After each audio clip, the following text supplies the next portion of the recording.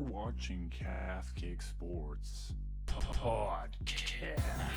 It's such a big weekend for Dutch combat sports. I thought I would get one of the foremost voices in the studio today to talk about what's going on. Giovanni Tjin, what's going on, man? How you doing today? You doing all right, man? How are you?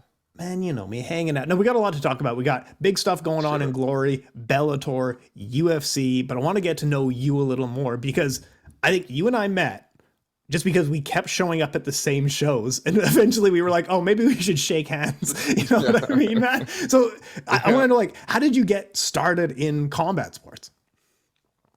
It's well, let's start with one thing. I didn't go to school for it. So, kids, if you're watching, that's maybe some bad advice, but I did not go to school for it.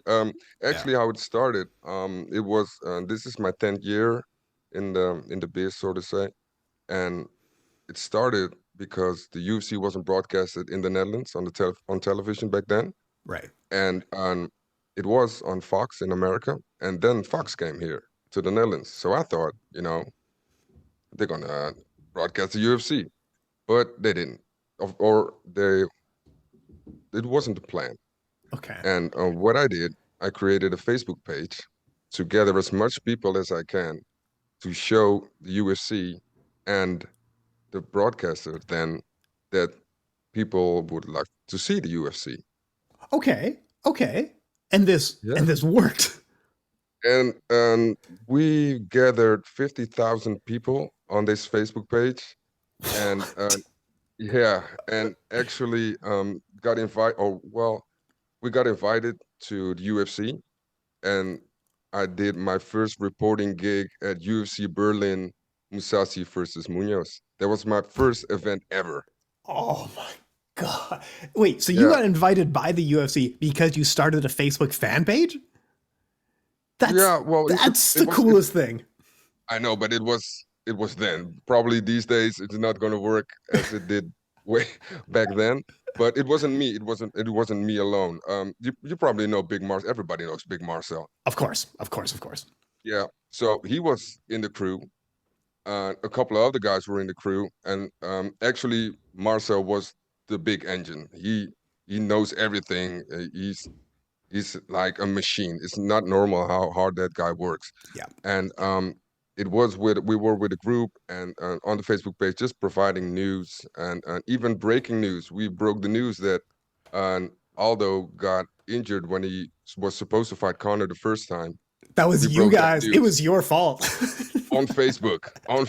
It wasn't even a real outlet. It was, and everybody was asking, who's your source? Well, we are the source. So that was cool. And actually from there, we created a website called Epic MMA back in the days, and started doing reporting on UFC events, especially in Europe. So combined, I did like 15 of them. And from there, we went a little bit the other way around. From UFC, we went to Bellator, we went to Glory, and now I'm doing local stuff. So it's a little bit the other way around. But and that's how it started. And from there, eventually we stopped working together on the website. So the website stopped. Marcel did his thing, blew up. Is the GOAT nowadays. Oh, he really is. He is the GOAT. I can say anything I want, but that guy, he is the GOAT. I don't know anyone that knows more about MMA than he does. Yep. But from there I did some freelancing. So I did some freelance stuff for Vice, for Spike, for Dutch newspapers, and eventually, I thought maybe it's time to do a little bit more in front of the camera than behind the camera, because in the old days it was always over the shoulder. It was always over the shoulder reporting, so you did not actually see the person that is interviewing. And nowadays with social media and stuff, people are more tended to be in front of the camera. So let's say 4 years ago, I started with Instagram, and that's it. And now I'm just providing news and going to events and reporting, actually, not for an outlet, but just for me. to be honest. Well, it's like a big open secret that we have in MMA media that, like, social media is very helpful and all that stuff, but most of these people have other jobs. You are one of the few people who are full-time combat sports covering all day long, right? Like that's an accomplishment in Well, itself. it is. It is. It's not really the case because the covering the sport in as a journalist or as a reporter, that's all like freelance for myself. And Yes. during the day, I do work in combat sports, but it's a completely different role. It is creative, but it's more business related. Still But though. I've been doing that job for not that long, like 6 months. Before that, I was just an IT guy, man, just grinding and actually working to pay for my too expensive hobby. Yeah. But no, it's incredible of just like how far you've made it. And then like people in the combat sports space, like everyone knows you. And like you were just showing me you have like gloves signed by Rico Verhoeven and Anderson Silva, stuff like that. Like looking back over 10 years, you must reflect. Like how does it feel looking back and seeing that much success? You're successful in a career you wanted to be successful in. Yeah, I'm not there yet, but at the end of the road, there is no there, you know. And I'm not like getting full-time paid for doing reporting. Hmm. Um, so yeah, if I reflect, then I'm very happy, and I know that it is that well, it's not luck because we work hard for it, but Yeah. um, it's I know I'm blessed for in a sense, but if I look back and the accomplishments and especially the people I've met, you know, it's for like let's say you love football and try to get an interview with Lionel Messi. It's not going to work. No. It's not going to work. But now I've almost met all my heroes, almost all my at least all the fighters that I would love to interview. And I almost only John Jones. And John, if you're watching, um, He is watching. John Jones is the only one left. John Jones is the only one left. And yeah, it's It's coming. It'll sometimes. happen. It'll happen, man. He's Yeah, of got it. course, Yeah. but I have patience. I have patience. No, That's right. I've been in this for 10 years, so I know it's a marathon, not a sprint. That's right. It is a marathon, so I'm aware of that. But yeah, if I look back and like let's say when I started, I had all these goals and I want to be this and I want to be that. But now it's more like even if it will not pay all of the bills, I still had an awesome journey and a unique one because, especially in the Netherlands, um, I know that the experience and the stuff that I yeah that I did that it's unusual, so to say, and to roll back on the Facebook thing, I sold that Facebook page eventually to the broadcaster. And that's how I bought all my gear. That's how I bought all my gear. So that's my secret. Yeah. Man, it's been a good journey. Now, people starting out in the industry, it's actually a very well connected industry to do stuff in social media spaces like on Instagram and stuff. Like it's insane to me. Most of my job offers have come from Twitter. Most interviews I book through Instagram. So anyone can kind of do it. But how does one who is starting out in this industry keep pushing to the point of being successful? Like, what advice would you pass on to these people who are starting out? So that's a very good question. What I well, if I think about it and I think about what I needed when I started out, I just needed someone to help me, to guide me. Luckily, when I was at the UFC Berlin show, I've met Sandu, Shamakta Sandu, Of course. Sandu MMA, also Yep. big name nowadays. I met Sandu and Abby, and they work for MMA Junkie, especially Abby, and he just taught me everything. Like I was making selfies with fighters, and he was just brutally disrespecting me because there's something that you cannot do, even though everybody does it nowadays. Um, and all those kind of stuff. If I was too buddy with a fighter, he would just text me and like, fucker, this, that, you cannot do that because you have to be objective. So because I didn't went to school for this, I had to learn it like the hard way, like falling on my face, get back up. Well, the fall 8 times, get back up 9 times, that kind of stuff. So I have to learn it the hard way. And to answer your question, Mm. um, I do not really advise them. What I do is when I'm on Instagram or any other social media and I see an account with just a couple of likes or followers, Hmm. I just reach out to them and I just say, look, I know you're starting, and I've been doing this for 10 years, but I'm only doing this with Dutch people because it's going to be a lot if I do it with everyone. Yeah. But like if I see somebody like trying to make it or trying to do something in this industry, I just reach out and try to help. Trying to set up interviews for them. Like there's another guy, Emil's called, and he has an Instagram page called Stand 'Em Up. Oh yeah. Pretty Yeah. Yeah. big, pretty Awesome big people. page as well. But Yeah. it was very international, and he wanted to do stuff in the Netherlands. So I just helped him out. So I just took him along with Glory, and he was my plus one. And from there, he made his connection, and now he can go by himself and doing all kinds of stuff. So just trying to help, man, because Emil there's does no that. Emil competition. does that to me now. He's like, hey Tim, you should Oh, come to this really? event with me. Yeah, so he's just doing it to me now. Yeah, but that's you know, people. There is no real competition. There is no No. competition, and especially in the Netherlands, there's enough room for everyone, and it's just picking up.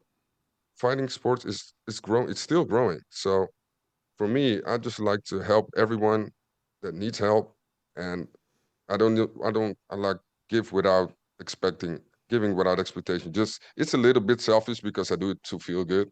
It's for me. But yeah, just trying to help out, just trying to set up interviews, get people to events, and letting them meet other people, expanding their network. And eventually, if everybody grows, the sport grows, and we can all eat more. No, So that's the yeah. thing. We're not competing. We're all working towards the same goal here. And you did say one interesting thing that I wanted to touch on is not taking selfies with fighters when you're in the media room, because it's important. And someone gave me this advice as well, but like, you're not a promoted fan. You are a professional. Like it's a weird thing. It's going to sound really like, but you've been there as well.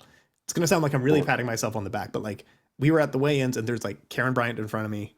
There's Michael Bisping there. There's John Gooden. But you have to tell yourself, like, you deserve to be here. This is where you deserve to be, because you are these people's peers when you're in that media room. But it's hard not being a fan, right? It is. It is. But actually, well, the funny thing is, shout out John Gooden, by the way. I did a commentary gig, and that guy just booked 2 hours to help me getting off my nerves. No He just said, way. "Okay, let's do a Zoom. You're gonna sit there. I'm gonna sit here, and I'm gonna teach you everything." And just he just broke it all down in 2 hours, and I was like, but Oh my John, God. John, yeah, but John started out in the UFC almost the same time as I was there as a reporter. So we've been, we're not best friends or something, but we were acquainted with each other, and sometimes he calls me when there's like a Dutch guy fighting, and he wants to have a little bit more research, and I help him out. And yeah, he did me a big favor, like helping me with commentary, and I still suck, but it doesn't matter. I still suck, and it's public, but it doesn't matter because I leave everything online. Like the first interviews I did, it's all crappy, and I just leave it because it reminds me of the growth that you make, and it keeps you humble. And I do have some success, but I'm a little bit.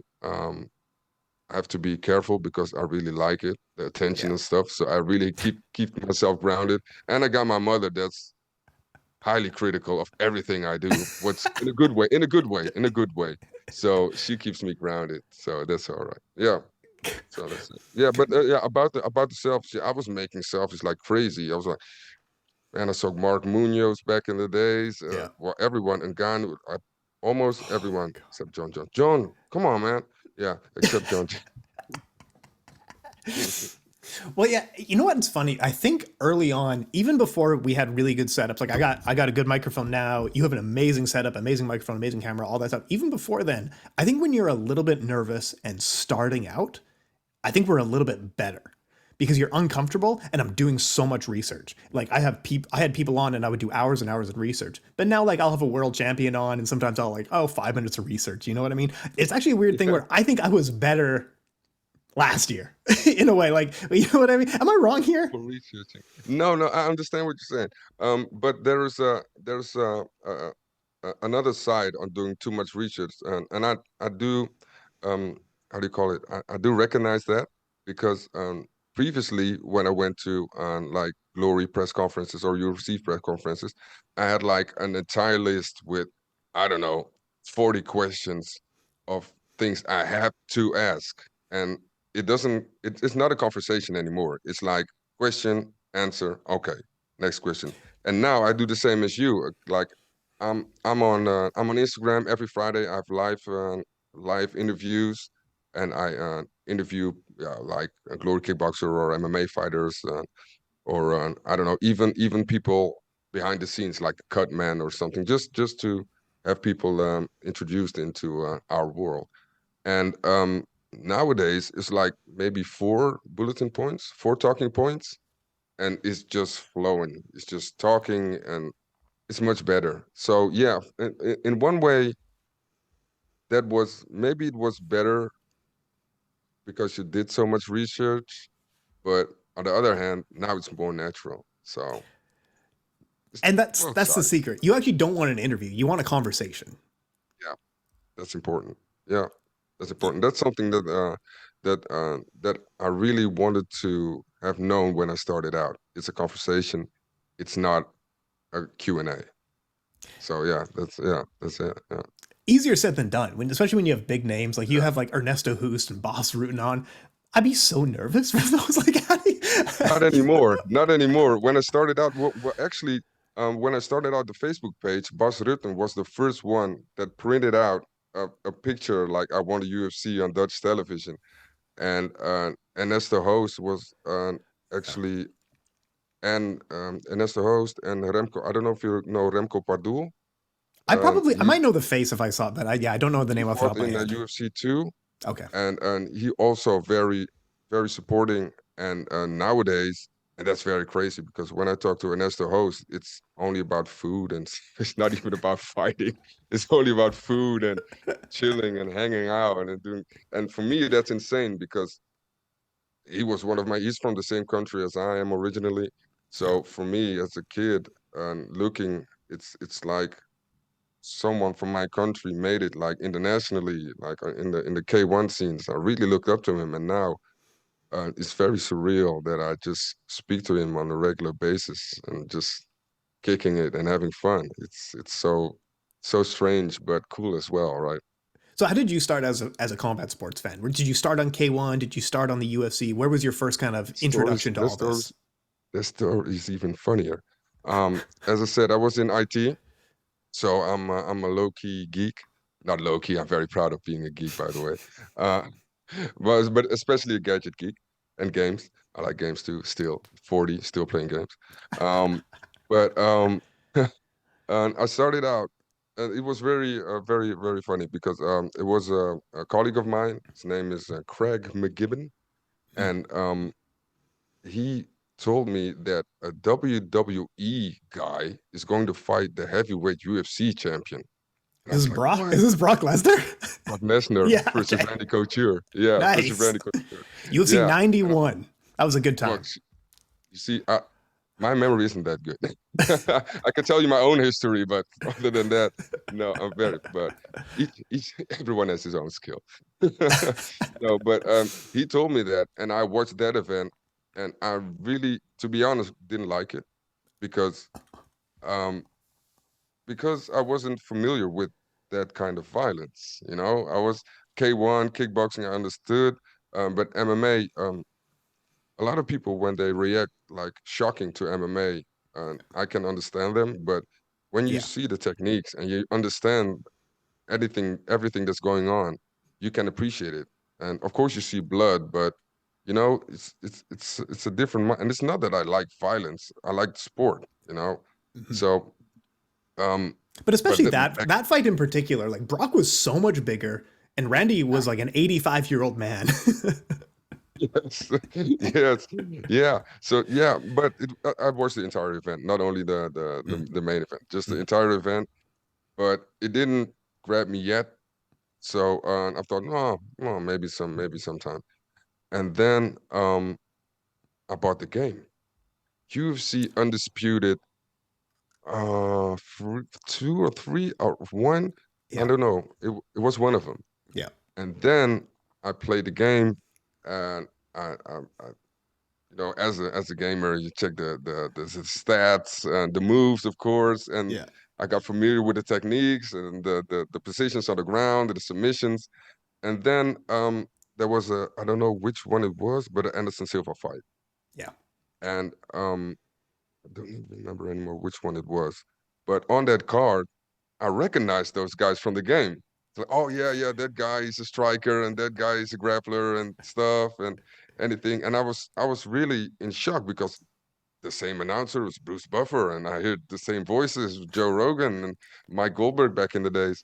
So and once I got that link, that relationship actually with the organization and with the fighters, so to say, then I really was interested because I knew more about the sport.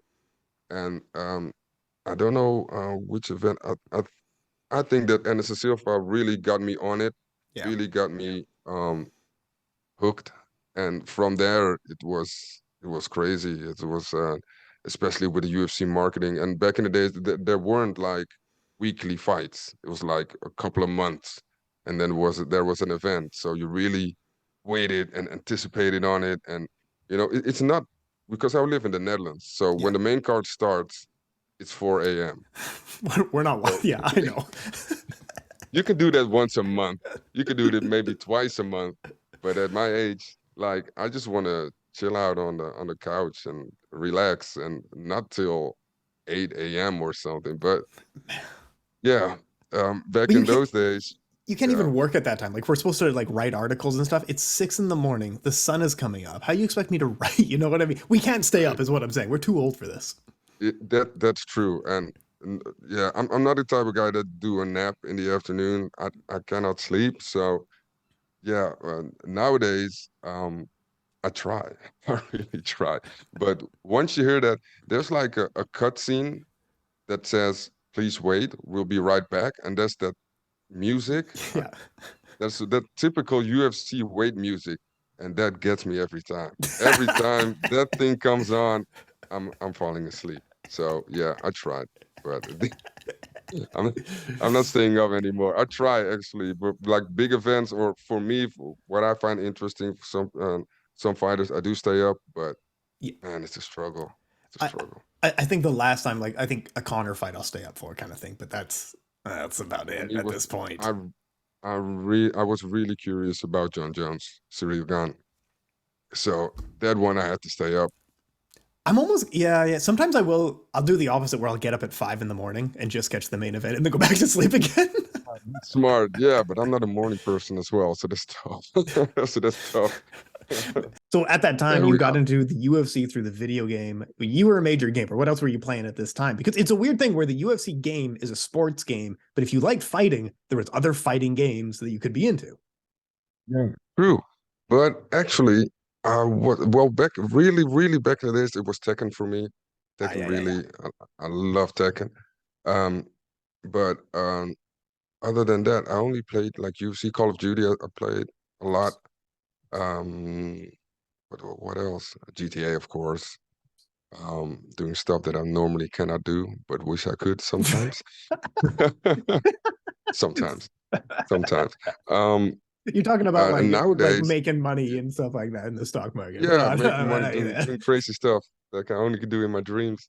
Um, and nowadays I play FIFA sometimes, but not a lot because my son ruined it for me. He's 14 and he's kicking my ass every time, and it just hurts. So I'm not doing that anymore. But I do play UFC 4. Shout out EA, the Netherlands. Thank you. And I play a platform game called Brawlhalla. I don't know if you know that. I Do, don't know this do you one, game at brah. all? Yeah, quite a bit. Brawl. Yeah, yeah, yeah. It's like Mario Smash, but for the PlayStation.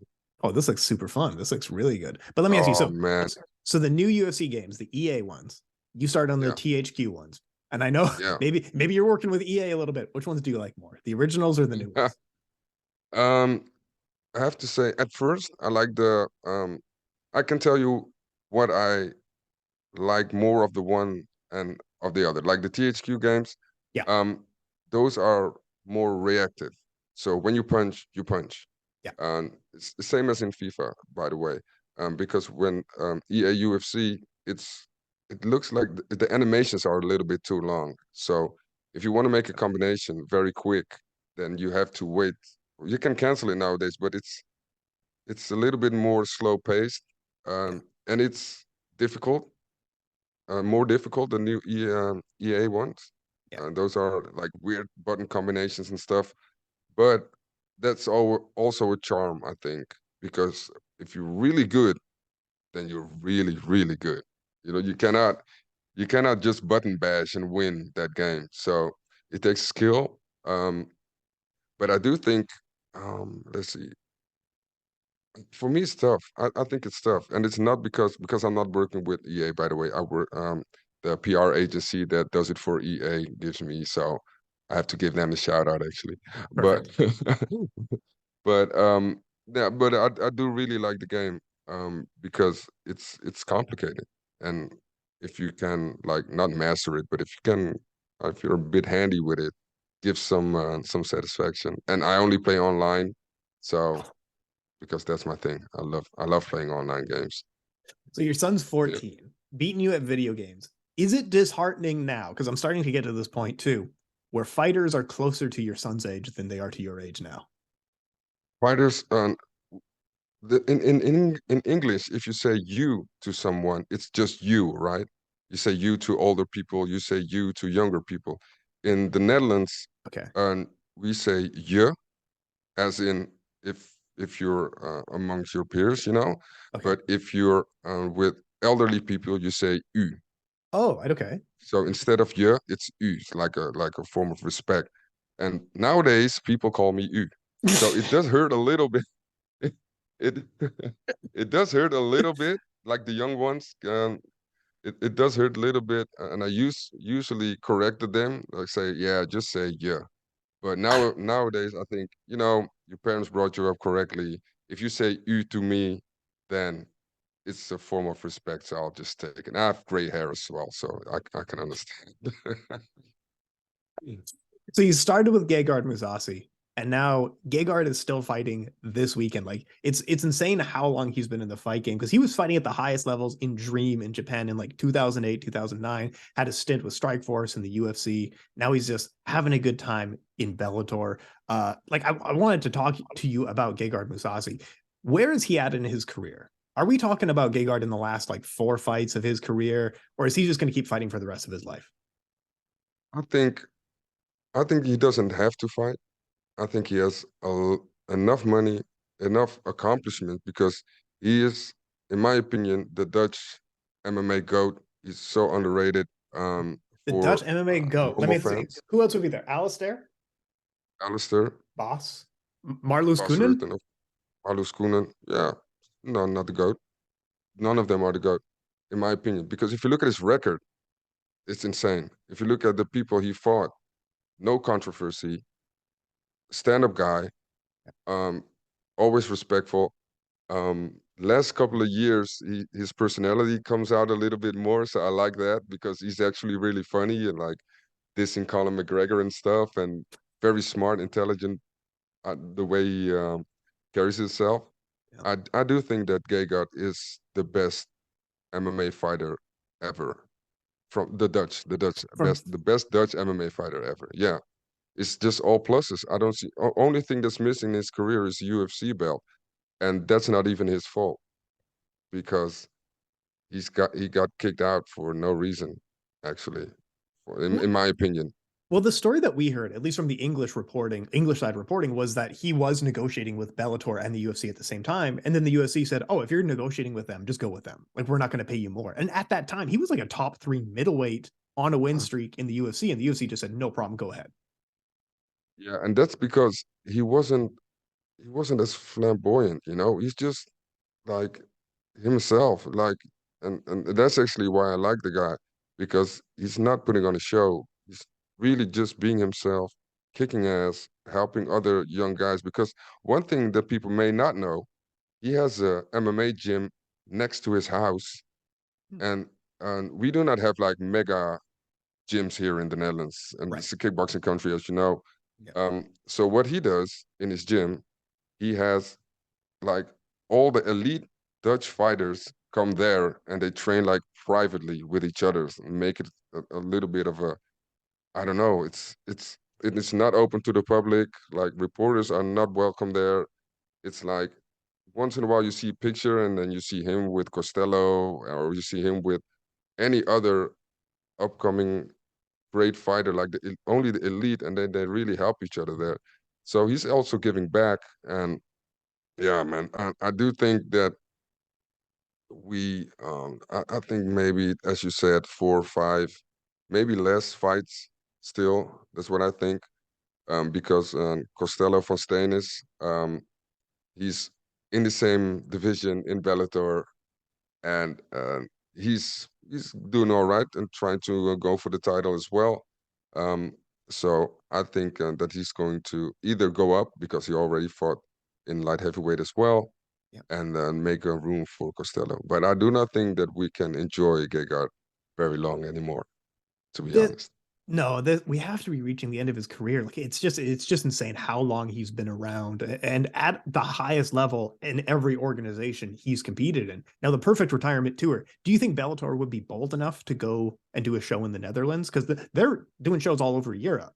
Like, I think retiring at least one more fight in the Netherlands would be perfect, right? Of course, yeah, that would be great. You know, Bellator. What the rumor was that Bellator wanted to come to the Netherlands sooner, but then COVID hit, Oh, and of then course.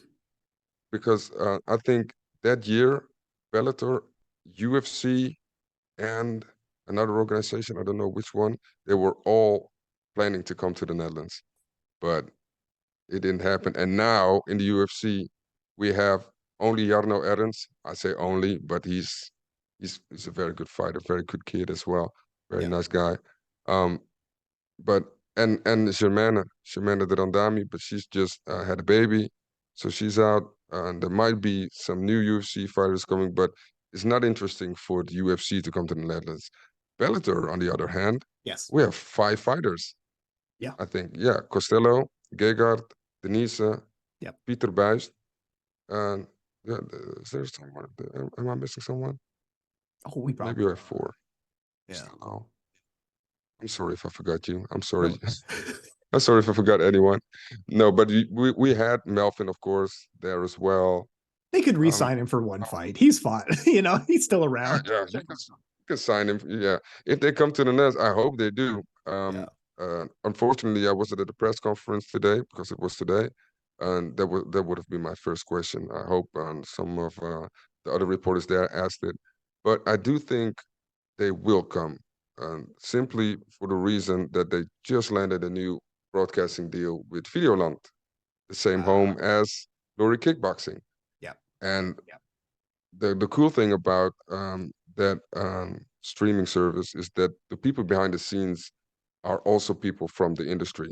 So the people that are working on the products, so to say, Glory and Bellator, already are familiar with it, and the presenters already familiar, already did like Bellator gigs. So yeah, I have good hope for that, and Mm. with that many fighters on, I think they're all top 10. Yeah, it's inevitable. If they're not going to do it, it's not going to be smart. Scott, do it, And you, please. man, absolutely, absolutely. It's a tougher sell for the UFC because I think it makes sense to me. They've been there before. It's just been a really long time, but they don't have a ton of fight. Yeah, I've been there twice now. They just don't have a ton of Yeah, Dutch fighters, but that's their fault. They should be. I think at one point, all like there was definitely a rush to sign as many Dutch fighters at one point. And like KSW grabbed a few, one championship, grabbed like a few great Dutch fighters, and the UFC kind of got left behind and actually didn't sign as many as they maybe should have. true. Yeah, I don't know why that is, but they did that. They had Stefan, they had Alistair, Shaman, of course, a lot more. Siar, Parahusara. I hope I pronounced his name good. What? Yeah, We that was had perfect. a That's perfect, man. That was really, great. Yeah. we had a couple, but age happens, and the thing about the Netherlands as well is wrestling is not our base. It's stand up, I and you know. really Yeah. have to be excellent in takedown defense to stop those crazy Americans or Dagestanis nowadays, Yes. or anyone that has a wrestling base. So yeah, but there are a lot of, and the cool thing is we nowadays we have like local organizations. So we have like a Cage Warriors Lowlands. That's like Oh, you I didn't know actually know that. Okay. yeah, Cage Warrior Lowlands. I actually do commentary there. Please don't look. Well, you can look, but please don't hate me if I'm doing shit. Because I know I'm not there yet, but I'm getting there. So please forgive me. Um, but yeah, the Cage Warriors Lowlands, where we have like mostly Dutch fighters that are developing in amateur fights, and they have a Levels Fight League that's actually doing pretty big stuff as well, signing ex-UFC fighters to make the card very interesting and give upcoming fighters a chance to showcase their skills as well. So now it's an actual community. And to be honest, when the UFC came here, there wasn't like that big of a MMA scene in the Netherlands. So I think if we wait maybe 4 to 5 years, there will be some new stars Well, popping up. wrestling Sure. is the toughest one to learn because like we've even talked about it in Canada. And like I don't know how George picked up the wrestling. Like it doesn't actually make sense. But anyway, He's a but like freak. He's a freak, man. He's man, the man. he is He's an man, athlete, he athletic freak. simply incredible because in Canada we don't have wrestling in high school. Like in the US you would have wrestling in like from elementary to high school at a high level, and then you would do it at state level, and if you keep going then you would either like go to university or perhaps the Olympics. And like someone like a Michael Bisping didn't start wrestling until he was 19 years old, so he's already 10 years behind someone. And I feel like it's the toughest one. But like with some of the new MMA being more popular in the Netherlands, there's good wrestling coaches there, right? Yeah, of course there is, but it's not part of the school program. Yeah. Unlike football, or you probably call it soccer, but Yes. football is yeah, that's a thing as well. But Sorry. fortunately, I'm not a football fan, so I don't give a damn. Um, yeah.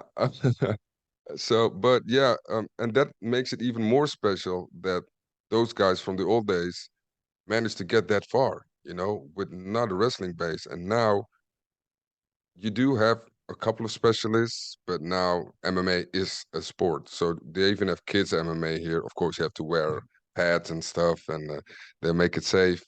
But yeah, it's really picking up, and you can actually see it as well. If you look at the amateurs, some of those are just like professionals. It's insane how they fight and the techniques, and especially in the mind state they're in. It's great.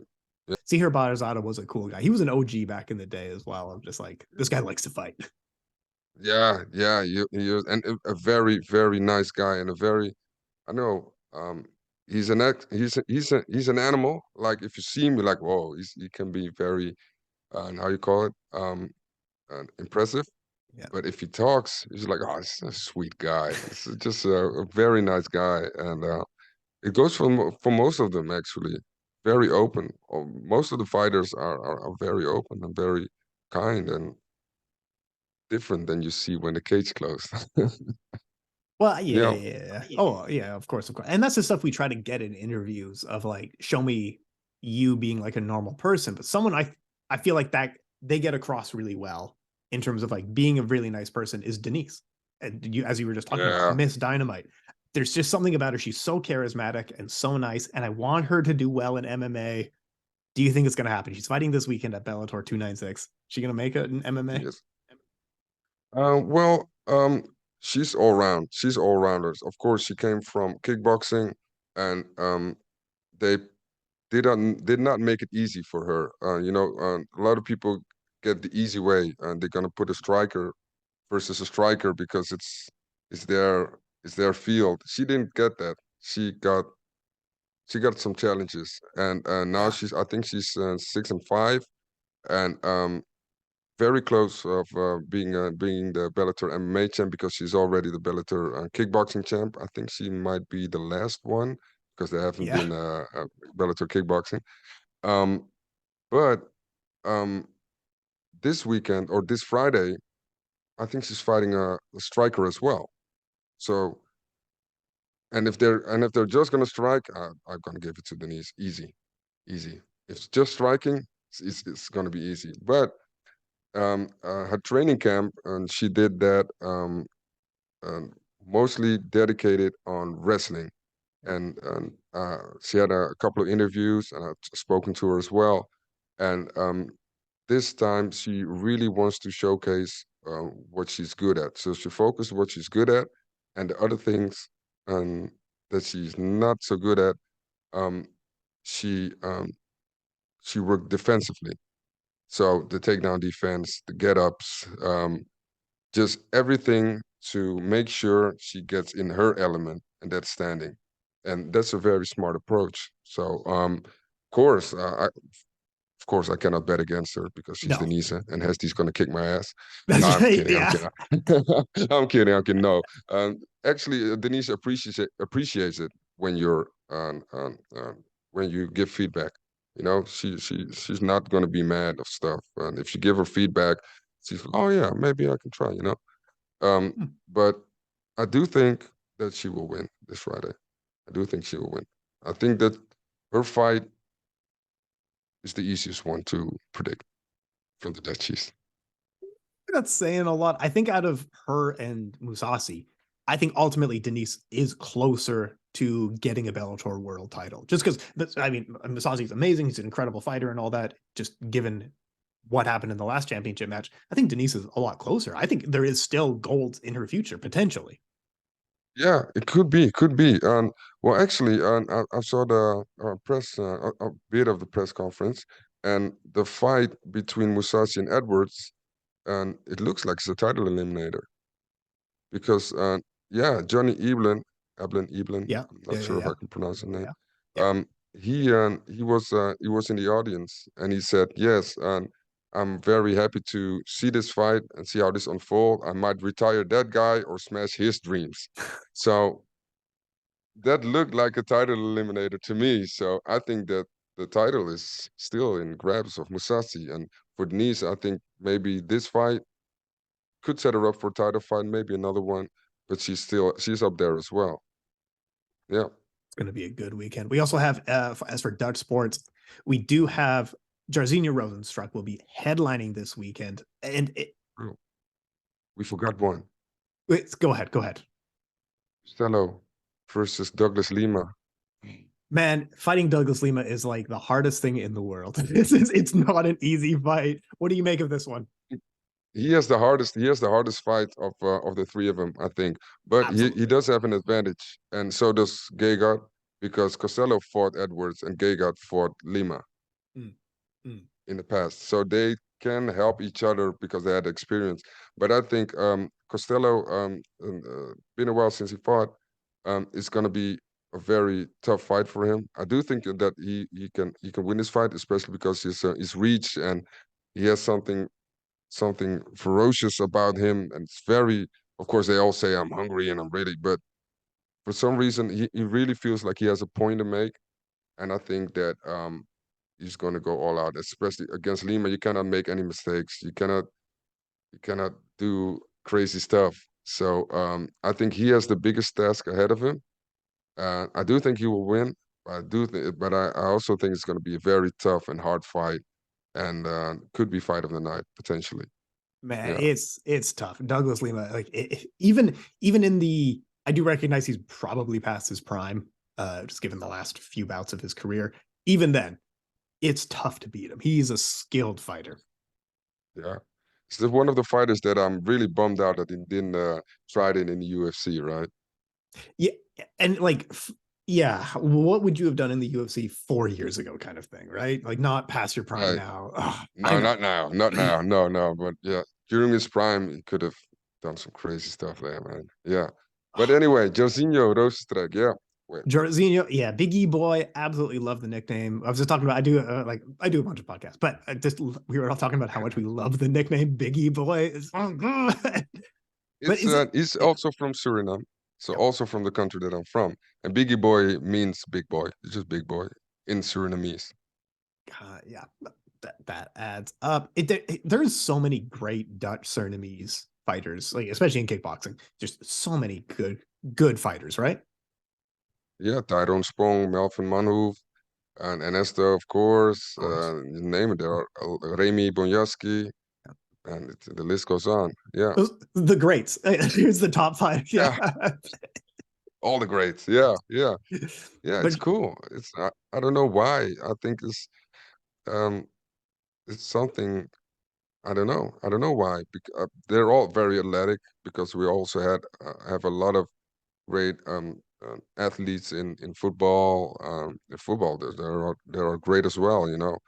Um, I don't know, very athletic guys, and have a certain drive because in Suriname, um, it's not a real wealthy country, and back in the days, it's a lot of corruption and a lot of poverty, and for some reason, I think, and even though some of them are born here, you do have like a feeling that you have to prove something, and it might be that that's where it comes from, just a feeling to prove that you can be great as well um, from a certain background that is not a guarantee for having a successful life. Was that a good sentence? That was a good sentence.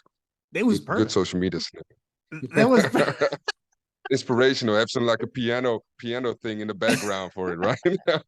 you're absolutely bang on about it too. But you are correct in terms of wanting to prove yourself. You can't just. It's almost like it's a little bit hard to describe, but like it. You almost can't just be successful. You need to like go above and beyond and really push yourself Well, to prove yourself to all these people, right? Stop me when I'm wrong here. yeah. That's it. But I think it's more proving it to yourself than to other people. I think there's a certain part in you that want to be great, and the best thing to do is be greater than you were before instead of trying to be as great as someone else. Right? Damn, I'm throwing these big ones at you. Holy man, this is good stuff. This I'm is gonna good. do some. I'm gonna do some inspirational videos. I know what to record now with this gear. Absolutely incredible stuff, man. But let me ask you: is it hard being a Jairzinho Rozenstruik fan? Yes, Yeah, it I is. figured it. I figured it It would be. is. But he made himself immortal because now, if I create a fighter in UFC 4, I can pick my flag. Finally. Hey, there you So go. he did that for the country. But yeah, of course. But that's what makes him exciting as well. It's one way or the other with him. You never know which way it's gonna go, or he's gonna win devastating, or he's gonna lose devastating. it's it's yeah, but it's there's no in between. It's like always something going on, and um, yeah, the results aren't always as you would like, but it is must see TV. So yeah, it's not TV, but you know what I'm saying, right? Oh yeah. It's you have to see it. So it's for one hand, it's tough being his fan. On the other hand, there are a lot of people that are so proud that he's representing our country that it doesn't. Of course, it matters if he wins or loses, but only that he's there, Yeah. it brings so much pride in the people from my country. And of course, it's like every fighter. When you lose, everybody's gonna, you know, um, throw shade at you, so to say. And if you win, then everybody's your brother, or yeah, that's my cousin. So, but everybody's your family then. But I do think that people are very proud, and like guys like Tyrone Spong, Yeah. very supportive of him, and sometimes was in his corner as well. And like the Surinamese people are backing him and really, yeah, supporting him. So yeah, to answer your question, it is kind of hard being a Jairzinho fan, but on the other hand, he makes everyone so proud, and especially if you know from where he comes in the country and like really from the Surinamese project. So that's projects in a country that's already poor. So you know how that how it goes there. And if you come from there and make it internationally like that, it's just something to be proud of. So yeah, I think that's a very big answer to your question. Man, it's a great answer as well. Like it's sports is one of those funny things where like you do want to support your people, and knowing their story makes you attached to these people, and seeing them struggle or seeing them lose makes it so much harder. But there must be a level, just like what you're saying, of like even just seeing where he's at currently, that's a big deal. That's awesome to see. Yeah, yeah, of course, yeah, it is. And he also he did kickboxing and he did Muay Yep. Thai, and He was but good. He was also quite fighting, good at those. yeah, yeah, of course. But fighting in the UFC, that's like that's the highest level of combat sports, at least if you believe their marketing department, and it always gets me, so I believe that. I know, me too. Um, well, we can lie, but you know, it always gets us. It always getting me pumped. It doesn't matter what kind of promo they cut. I'm always like, oh damn, they got me again. I'm ready. I know. Um, yeah, but yeah, for him only to be standing there, that's something really to be proud of. And yeah, I hope that that other people are agreeing with that. From at least that's what I think. You know, so I always like people and that make it, yeah, At, that far. now, at this point, we're talking about UFC, MMA. Like, I feel like the Netherlands is such a kickboxing country, but I've been there dozens of times. That's not true at all. I feel like at this point the UFC might be bigger in the Netherlands than kickboxing is. Is that right or wrong? It was right. It was right for a while, Okay. but now Glory um, is working, of course, with Videoland, as I said, Mm. and you can really see that you know the marketing thing that the UFC does. Glory understands that, and Videoland understands that. So their collaboration right now, and let's not forget, I don't know when he actually popped up on on the scene, but Robbie is a Glory matchmaker. Damn, that man is cooking. That man is making crazy matchups, and so that's one thing. Another thing is they're finally building other fighters, and they used to only build Rico Verhoeven, Badr Hari. That's it. And for some reason, and I think that might have something to do with the new PR lady or the marketing Yep. people. Now they're building up and coming fighters. They're building Tijani Bestati, Yep. who's the current lightweight champion. Very cool guy. They're really making characters or characters of those fighters that people can relate to and make them. I like to call it emotionally invested in those people. And from there now, Glory and UFC, Glory is it's growing again, and UFC it's a little bit stagnating because we don't have any Dutchies there. So for the big audience, it's still Glory. It's always was Glory, but for like combat sports fans, it's it's a little bit in the middle. But Mm. I, for me, honestly, I'm an MMA fan. I'm an MMA fan. So for me, it's MMA all the way. You know.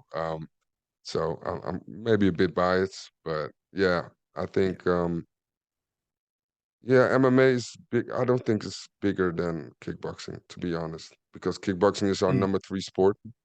We have, I think, football, uh, judo, and Okay. kickboxing. Okay. Those, I think, those are the three main sports. I could be wrong, but yeah. So it's very popular, and everybody does it. It's like you have like house moms doing that on the side, and young kids. It's like, yeah, It's awesome. it's just cool, yeah. It's so cool. But yeah, it's just tough. I do feel like you said, Glory has gone through the last year a little bit of turning a corner a little bit, like getting away from the Rico show, really just investing in the other fighters. And I feel like a year ago we would have had the opposite conversation, but now I can confidently say, like, I think Glory's actually doing a pretty good job. They are, yeah, they really are, and that's and for me, it's I always say I'm my I work for the sport. That's Yeah. what I always say. And I like it. I love it when they see new guys coming up and actually getting the attention as well. And So speaking of glory, just a few minutes left, and I wanted to get some quick word on the big collision show that's upcoming. We've had 4 title fights announced. So I want just give me like a 1 sentence answer on each one about how you feel. The interim heavyweight title between Antonio Plazabot and Cookie Tariq Osario. breaking because they're teammates.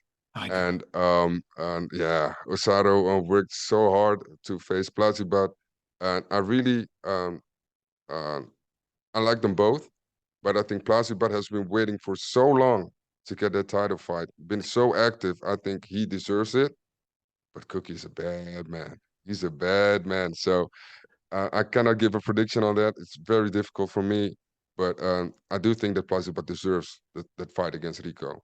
So I have to go for Plazibat. Sorry, Cookie. I love you, man. You know. Oh, Yeah. all right. Donegi Abina is going to be looking to defend his light heavyweight title against the tank, Kababez. How do you feel? What do you think of this one? Broken as well. Albena is from my country, so it's very hard to go against him. But Tariq, I know him, I He's think a 8 nice years or guy. something. He's so Yeah, nice. yeah. He's very humble, very nice, and he's like he's not putting on a show. He's who he is. Um, I think this is a very, very, very cool matchup because Donaghy is very technical and Tariq is like a powerhouse. Mhm. Um, in his last fight, Donaghy was very crisp, very good. I think if Albena wins, it's going to be by cardio. I don't think it's going to finish him. And if Tariq is going to win it, it's going to win in maybe in the second round, first round KO, I think. But I cannot give a definite prediction. I can give you this: if Tariq wins, it's going to be in the first or second round knockout, and Mhm. if Albena wins, it's going to be decision.